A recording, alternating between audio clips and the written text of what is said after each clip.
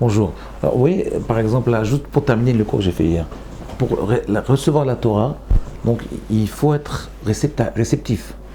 Comment on est pour être réceptif? Le problème, c'est qu'aujourd'hui, dans la génération d'Internet et des portables, c'est très difficile d'être réceptif à la Torah. Si tu as la Torah, vous avez le téléphone qui sonne, et des images, on peut pas se concentrer, c'est impossible de se concentrer.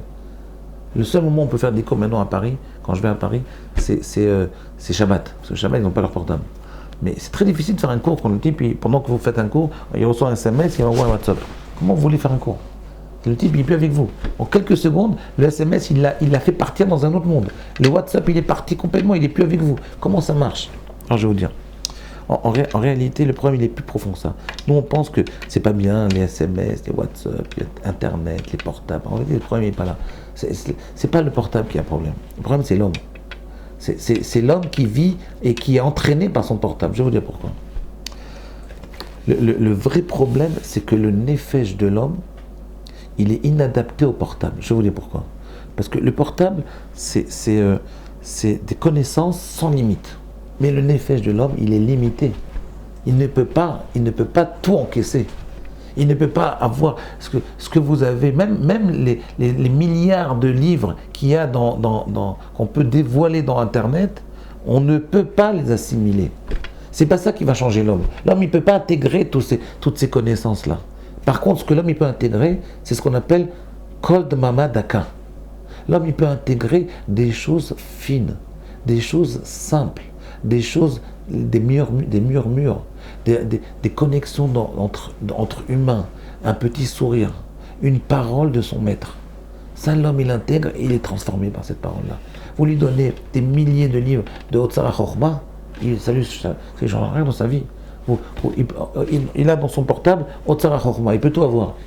Toutes les connaissances, il peut les avoir, ça ne sert à rien. Pourquoi? Parce qu'elle ne peut pas s'intégrer en lui. Le Nefesh n'est pas capable de recevoir tout ça. Kol Dmama Daka, en fait, en réalité, Rabbi Yosef, c'est ce qui parle à notre Nefesh. Le Nefesh, il est sensible à un murmure qu'on appelle Kol Dmama Daka.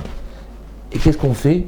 On fait Kol Amonam Shel Romi. Vous voyez, Kol Amonam Shel Romi, c'est-à-dire la rumeur du temps, elle nous empêche d'écouter ce murmure-là qui peut nous faire progresser. Kol Amonam Shel Romi, ça peut être également ces milliards de connaissances, ces milliards d'informations qu'on nous vomit sur le visage, qu'on nous vomit dans notre cerveau. On nous introduit des milliards d'informations, on n'a pas besoin de tout ça pour vivre. Au contraire, ça nous perturbe, ça bouge tous les trous, ça nous bouge entièrement. On n'est plus perceptible, on n'est plus perméable à rien du tout. On est complètement imperméable à la Torah. Vous voyez, il faut apprendre à se détacher, se déconnecter de cette rumeur du temps et écouter Kol à mon âme chez l'autre. Et écoutez Kol Dmama Daka, écoutez bien. Il y a une Gemara dans ce que je vous ai parlé hier, c'est une Gemara dans Nedarim et dans Yoma aussi. Dans Nedarim, page 8, elle nous dit que la rotation du soleil, elle fait un petit bruit. Ce petit bruit, il envoie des rayons de soleil sur la Terre. Ces rayons-là, ils nous font prendre conscience de ce qu'on appelle Chirga de Yoma. Dans le Mara, dans Nedarim, page 8, elle nous parle de Chirga de Yoma. Chirga de Yoma, c'est la petite poussière que l'on voit à travers les persiennes quand il y a un rayon de soleil qui passe. Vous avez déjà vu? Des fois, vous rêvez dans l'après-midi. L'après-midi, on le voit mieux que le matin. Et on voit un petit rayon de soleil. Et on voit des poussières, des petits morceaux de poussière.